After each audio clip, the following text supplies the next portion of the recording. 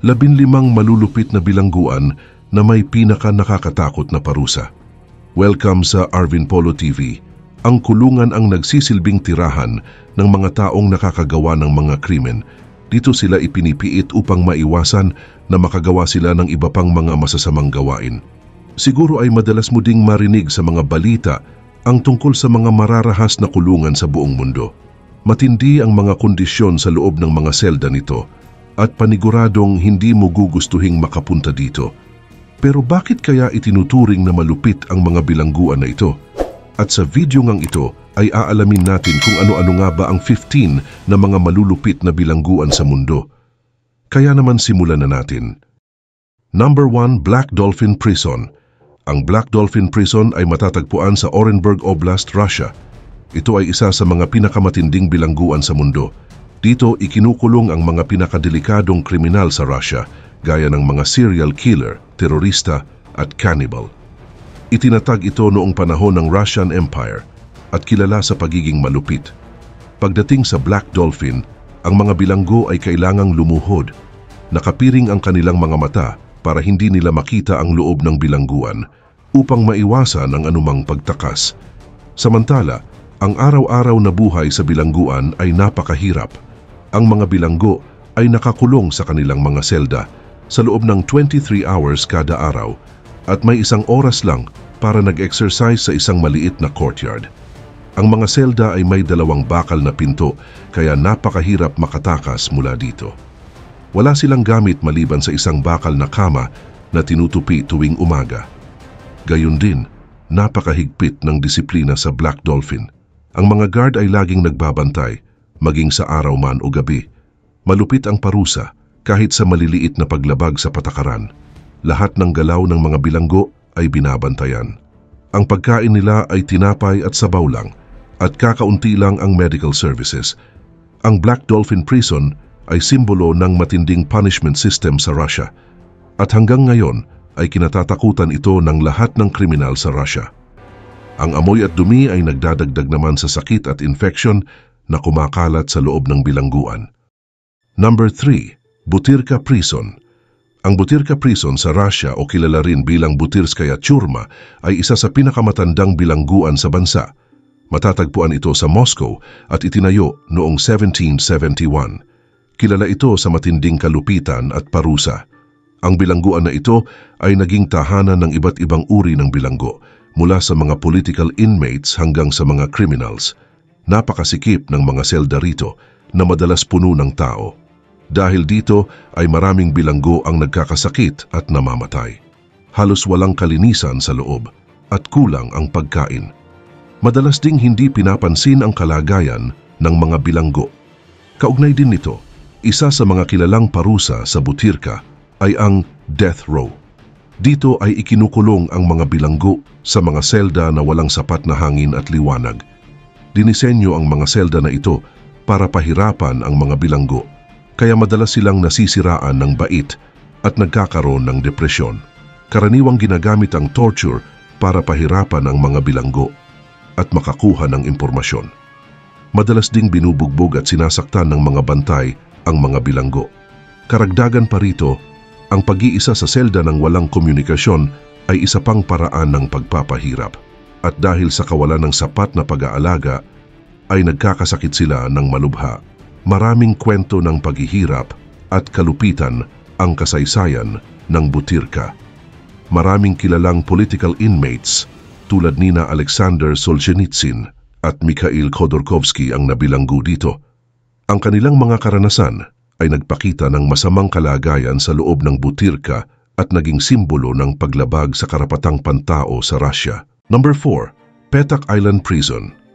Ang Petak Island Prison o kilala rin bilang Petak Island Correctional Facility ay isa sa mga pinakamarahas na kulungan sa buong mundo. Matatagpuan ito sa loob ng White Lake sa northern part ng Russia. Kilala ito sa sobrang lupit at napakahirap na kondisyon ng pamumuhay sa loob nito. Itinatag ito noong panahon ng Soviet Union at patuloy itong ginagamit para sa mga pinakamapanganib na kriminal sa bansa. Ginawa ang Petak Island Prison para maging imposible na may makatakas na preso mula dito. Napapalibutan ito ng malamig at malalim na tubig ng White Lake na nagsisilbing natural na hadlang sa pagtakas. Binubuo ang kulungan ng ilang maliit na gusali na may makakapal na pader at metal fence. Madalas ikulong ang mga preso sa maliliit na selda na halos walang kasangkapan, at kadalasan ay 2 o 3 preso ang nagsisiksikan sa isang selda na halos kasing laki lang ng isang cabinet. Puno ng paghihirap ang buhay sa Petak Island Prison. Halos walang kalayaan ang mga preso at kaunti lang ang oras na ginugugol nila sa labas ng kanilang mga selda. Ang pagkain ay kadalasang hindi sapat at binubuo lang ng tinapay at tubig. Hindi rin maganda ang kalagayan ng kalusugan dito at maraming preso ang nagkakasakit dahil sa kakulangan ng tamang pangangalaga at kalinisan. Number 5. Bangkwang Central Prison. Ang Bangkwang Central Prison na nasa Nonthaburi, Thailand ay kilala bilang isa sa pinakamalupit na bilangguan sa mundo. Tinatawag din itong Bangkok Hilton. Dito ikinukulong ang mga preso na may mabibigat na parusa, lalo na ang mga nasa death row. Itinatag ito noong 1933 at may capacity na higit sa 4,000 inmates. Sa loob ng Bangkwang ay sobrang hirap ng kalagayan. Madalas kulang sa pagkain at tubig ang mga preso at kulang din ang medical services. Siksikan ang mga selda at hindi maganda ang ventilation kaya mabilis kumalat ang mga sakit. Ang mga bagong preso ay kailangang magsuot ng bakal na posas sa kanilang mga paa sa loob ng 3 buwan o higit pa bilang parusa at para din sa seguridad. Maliban dito, ang Bangkwang ay kilala rin sa pagpapatupad ng death penalty. Ang mga preso na hinatulan ng kamatayan ay inilalagay sa death row kung saan sila naghihintay ng kanilang huling araw. Simula noong 2003, ang paraan ng pagbitay ay lethal injection. Ang paghihintay para sa pagbitay ay nagdudulot ng matinding takot at hirap sa isip ng mga bilanggo. Araw-araw na pakikibaka ang nararanasan sa Bangkwang.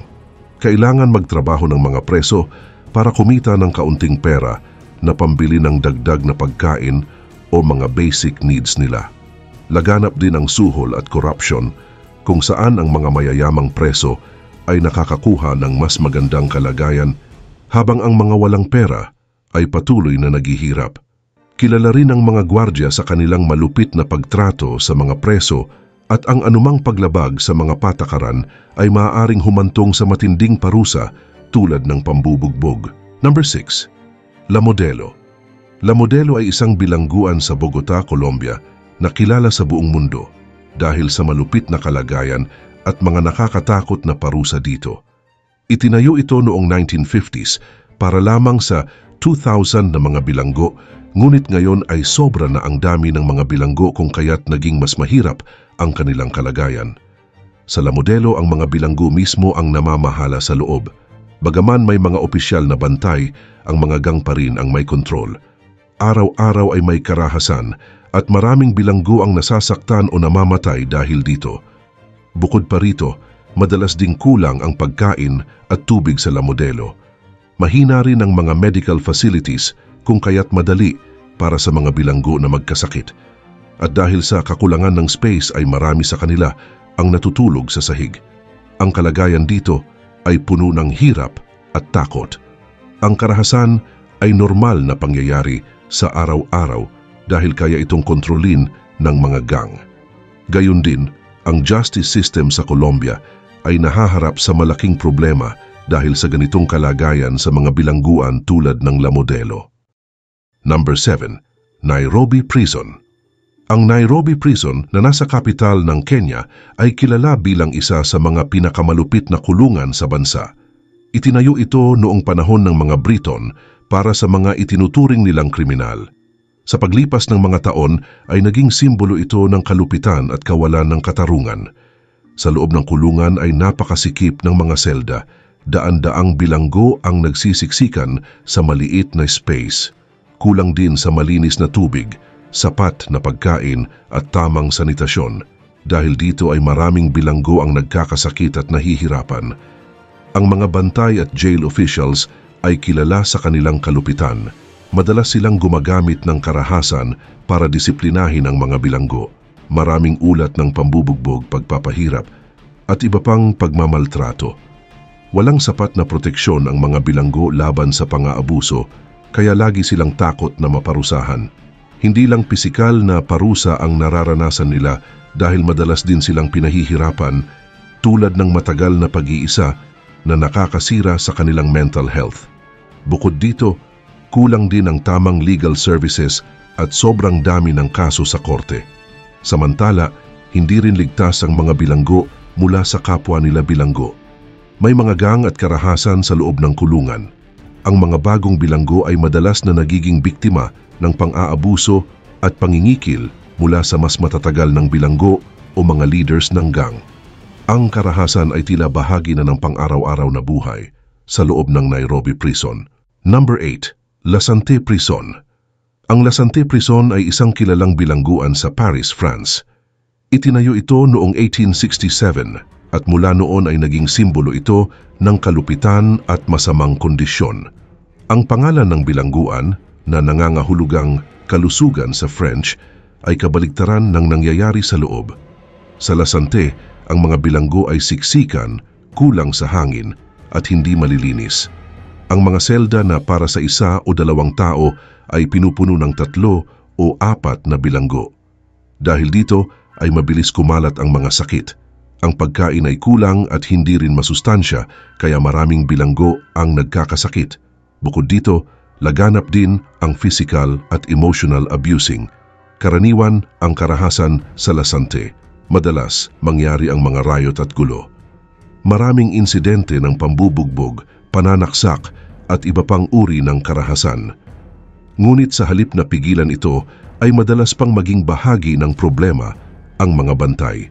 Gumagamit sila ng kalupitan para magpanatili ng kaayusan. Samantala, ang pagkakakulong sa Lasante ay hindi lang physical punishment, kundi pati na rin pagsubok sa emosyon ng mga bilanggo. Ang pag-iisa na ginagamit bilang parusa ay nagdudulot ng matinding depression, pagkabalisa at iba pang mental problems. Maraming bilanggo ang nawawalan ng pag-asa at may mga kaso pa nga ng pagpapakamatay. Number 9. Hualo Prison. Ang Hualo Prison na tinatawag ding Hanoi Hilton ay isang kilalang kulungan sa Vietnam na itinayo ng mga French noong 1896 para sa mga Vietnamese na lumalaban sa kanilang pamamahala. Kilala ang kulungan na ito sa kalupitan at hindi makataong pagtrato sa mga bilanggo. Dinisenyo ito para sa 450 na mga bilanggo, ngunit madalas na may mahigit 2,000 na nakakulong dito. Ang mga selda ay maliit at halos walang ventilation, kung kaya't nagiging mainit at kulang sa sariwang hangin. Ang pagkain ay kadalasang bulok at kulang sa nutrisyon na nagdudulot ng malnutrition at iba't ibang sakit. Samantala, madalas ding sinasaktan at pinapahirapan ng mga bantay ang mga bilanggo. May mga ulat din ng torture tulad ng paglalagay ng mga kahoy na pamalo sa ilalim ng mga kuko ng bilanggo. Dagdag pa rito, noong Vietnam War ay ginamit ng mga Northern Vietnamese ang Hualo bilang kulungan para sa mga American soldiers na nahuli sa labanan.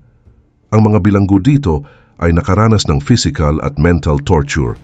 Madalas rin namang tinututukan ng baril, sinasaktan at pinipilit na umamin o magbigay ng impormasyon ang mga sundalo. Bukod dito, ang mga kondisyon sa Hualo ay nagdulot din ng long-term effects sa mga nakaligtas. Number 10. Maracaibo National Prison. Ang Maracaibo National Prison o kilala rin bilang Sabanita Prison ay isa sa pinakamalupit na bilangguan sa Venezuela. Matatagpuan ito sa lungsod ng Maracaibo sa Zulia State. Itinayo ito noong 1958 para sa 700 na mga bilanggo. Pero sa huling mga taon ay naglalaman ito ng higit sa 3,700 na mga bilanggo. Dahil dito ay nagkaroon ng kakulangan sa space, pagkain at mga pangunahing pangangailangan, kung kaya't napakahirap ng kalagayan sa loob. Kaugnay nito, isa sa mga dahilan kung bakit itinuturing na malupit ang Maracaibo National Prison ay dahil halos walang kontrol ang mga autoridad dito. Ang mga gang ng mga bilanggo ang siya ring namamahala at nagdedesisyon sa loob. Karaniwan din ang karahasan sa pagitan ng mga gang na nagreresulta sa maraming pagkamatay at pagkapinsala. At noong 2013 ay nagkaroon ng madugong riot na ikinamatay ng 16 na mga bilanggo at ikinasugat ng marami. Samantala, ang isa pang malaking problema sa bilangguan ay ang kakulangan ng sapat na pangangalaga sa kalusugan. Maraming bilanggo ang nagkakasakit at hindi nabibigyan ng tamang lunas. Marumi rin ang kondisyon sa loob at ang kakulangan ng malinis na tubig at tamang sanitasyon ay nagdudulot ng mabilis na pagkalat ng mga sakit. Ngunit madalas ring gutom at naghihirap ang mga bilanggo araw-araw. Maliban dito, ang korupsyon ay isa pang malaking issue sa Maracaibo National Prison. Maraming ulat na nagsasabing ang mga bantay ay kasangkot sa iligal na gawain tulad ng pagpupuslit ng droga at armas sa loob. Tumatanggap din ang mga bantay ng suhol mula sa mga bilanggo upang magbigay ng pabor o huwag makialam sa iligal na gawain ng mga gang. Number 11. Montelupich Prison. Ang Montelupich Prison sa Poland ay kilala bilang isa sa pinakamalupit na bilangguan noong World War II. Itinayo ito noong 1905 at ginamit ng mga Nazi at Polish Communist para takutin at pahirapan ang mga tao. Matatagpuan ito sa Krakow at naging lugar ng matinding paghihirap para sa maraming bilanggo. Samantala, noong panahon ng mga Nazi, ang Montelupich Prison ay naging lugar kung saan ikinulong at pinahirapan ang mga lumalaban sa regime, mga Hudyo at iba pang kalaban ng mga Nazi. Ang mga bilanggo ay dumaan rin sa matinding paghihirap tulad ng pambubugbog, pagpapahirap gamit ang kuryente at iba pang physical at psychological punishment. Layunin ng mga Nazi na makakuha ng impormasyon at sirain ang loob ng mga kalaban. Ang mga selda ay masikip, marumi at puno ng mga may sakit at gutom. Araw-araw, ang mga bilanggo ay nakikipaglaban para mabuhay, kung kaya't marami ang namatay dito. Subalit pagkatapos ng digmaan, nang ang pamahalaan na ng mga Polish Communist ang namumuno, ay nanatili pa rin bilang lugar ng takot at kalupitan ang Montelupich Prison. Ginamit ito ng mga Communist Authority para supilin ang kanilang mga kalaban at sino mang itinuturing na banta sa kanilang kapangyarihan. Ang mga dating miyembro ng Polish Home Army at iba pang anti-communist group ay ikinulong rin dito. Ang kanilang karanasan ay halos katulad din ng sa panahon ng mga Nazi. Number 12. Pulicharki Prison. Ang Pulicharki Prison ay isang kilalang bilangguan sa silangan ng Kabul, Afghanistan. Itinayo ito noong 1970s at kayang maglaman ng libu-libong bilanggo. Kilala ang lugar na ito dahil sa sobrang kalupitan at matinding pagpapahirap sa mga nakakulong.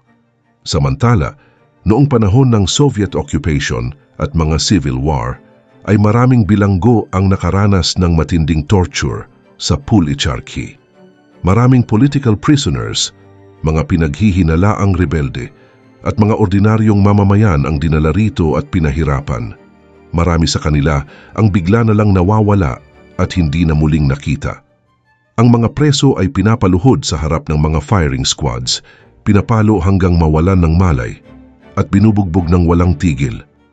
Gayon din naman ang kondisyon sa loob ng bilangguan ay sobrang hirap. Ang mga selda ay masikip at marumi at walang sapat na hangin. Kulang din ang pagkain, tubig at medical assistance. Maraming preso ang nagkakasakit at namamatay dahil walang medical aid. Ang mga namamatay naman ay inililibing sa mga hukay na malapit sa bilangguan. Ngunit kahit na may mga pagtatangka na gawing maayos ang Pulicharki at pagandahin ang kalagayan ng mga preso, ay nananatili pa rin ang imahe ng kalupitan at takot. At noong 2008 ay nagkaroon ng mga kaguluhan sa loob ng bilangguan na nagresulta sa pagkamatay ng maraming preso. Ipinakita nito na patuloy pa rin ang mga problema sa loob ng Pulicharki. Sa kabilang banda, ang Pulicharki Prison ay nagsisilbing simbolo ng pang-aabuso at kalupitan. Number 13. Lurigancho Prison. Ang Lurigancho Prison sa Lima, Peru ay isa sa pinakabrutal na kulungan sa mundo. Itinatag ito noong 1974 at ginawa para lamang sa 2,500 na mga bilanggo. Pero ngayon ay may humigit kumulang 11,000 na mga bilanggo na dito. Dahil dito ay sobrang masikip at mahirap ang mga kondisyon sa loob. Kulang din ang mga facilities at staff, kung kaya't maraming problema sa kalinisan, kalusugan at kaligtasan. Sa loob ng Lurigancho ay halos walang kontrol ang mga autoridad. Ang mga gang at criminal groups ang namamahala, kaya madalas ang karahasan at kaguluhan. May mga improvised weapon ang mga bilanggo at naglalaban sila para sa teritoryo at kapangyarihan. Dahil dito, ay laging may takot at kawalan ng seguridad ang mga bilanggo. Gayun din, maraming iligal na kalakalan sa loob, lalo na sa droga. Ang Lurigancho ay sentro rin ng distribusyon ng droga sa Peru at ang mga bilanggo mismo ang mga dealer. Ang droga ay nagdudulot ng karagdagang karahasan at kaguluhan na nagpapalala sa kalagayan ng mga bilanggo. Madalas ay napipilitang makisali ang mga bilanggo sa iligal na gawain para lamang mabuhay. Bukod dito ay kulang rin ang malinis na tubig, sapat na pagkain at tamang sanitation. Maraming bilanggo ang nagkakasakit tulad ng tuberculosis, HIV, AIDS at iba pang sakit. Dahil sa kakulangan ng medikal na pangangalaga ay maraming bilanggo ang namamatay sa mga sakit na dapat sanay nagagamot. Number 14, Vladimir Central Prison. Ang Vladimir Central Prison na kilala rin bilang Vladimirsky Central ay isang kilalang bilangguan sa Russia na matatagpuan sa lungsod ng Vladimir. Itinatag ito noong 1783 at kilala dahil sa matinding kalupitan sa mga bilanggo, lalo na noong panahon ng Soviet Union. Maraming political prisoners ang dinala rito noong 1930s sa panahon ng pamumuno ni Stalin. Kaugnay nito, isa sa mga pinaka-nakakatakot na bahagi ng Vladimir Central Prison ay ang Severe Regime Section. Dito ang mga bilanggo ay pinaparusahan ng napakabigat. Ikinukulong sila sa maliliit na selda na walang tamang ventilation o ilaw, kaya nagkakasakit sila. Kaunti lang ang pagkain at hindi sapat ang nutrition, kaya marami ring bilanggo ang nagkakasakit. Marumi rin ang lugar, kaya madaling kumalat ang sakit. Ngunit karaniwan ang pisikal na pagpapahirap sa Vladimir Central. Ang mga guwardya ay gumagamit ng iba't ibang paraan para piliting umamin ang mga bilanggo o magbigay ng impormasyon. Kasama dito ang matinding pambubugbog, pagkakadena sa malamig na selda sa gitna ng taglamig at paggamit ng mga devices na nagdudulot ng matinding sakit. Marami ring bilanggo ang namatay o nasaktan ng husto dahil dito. Maliban dito, apektado rin ang mental health ng mga bilanggo sa Vladimir Central. Dahil sa sobrang kalungkutan at kawalan ng komunikasyon sa labas, ay nagkakaroon sila ng depression at iba pang problema sa pag-iisip. Maraming bilanggo ang nakakaranas ng hallucinations at delusions dahil sa matinding stress at kakulangan sa tulog. Number 15, Stanley Prison. Ang Stanley Prison sa Hong Kong ay isa sa mga pinakakilalang bilangguan at isa rin sa pinakabrutal sa mundo. Itinayo ito noong 1937 at isa sa pinakamatanda at pinakamalaking bilangguan sa Hong Kong. May capacity ito na umaabot sa humigit kumulang 1,500 na mga bilanggo at karamihan sa kanila ay nakagawa ng mabibigat na krimen tulad ng pagpatay, panggagahasa at drug smuggling. Gayon din, ang buhay sa Stanley Prison ay napakahirap. Ang mga bilanggo ay mahigpit na binabantayan at nakatira sa masikip na mga selda na kadalasan ay kulang sa hangin. Ang bawat selda ay may 2 hanggang 3 bilanggo kung kaya't kulang na kulang ang space. Nagdudulot ito ng stress at madalas ay kaguluhan at karahasan sa loob ng bilangguan. Dagdag pa rito, ang disiplina sa Stanley Prison ay napakahigpit. Ang mga gwardya ay gumagamit ng iba't ibang parusa para mapanatili ang kaayusan. Ang mga bilanggo na lumalabag sa mga patakaran ay pinaparusahan ng physical punishment tulad ng pagkakulong ng mag-isa sa isang maliit at madilim na selda sa loob ng mahabang panahon. Sa solitary confinement ay walang liwanag ng araw o pakikipag-usap sa iba, kung kaya't mas nagiging mahirap ang kanilang kalagayan. Bukod sa physical punishment, ang mga bilanggo sa Stanley Prison ay nakakaranas din ng matinding psychological torture.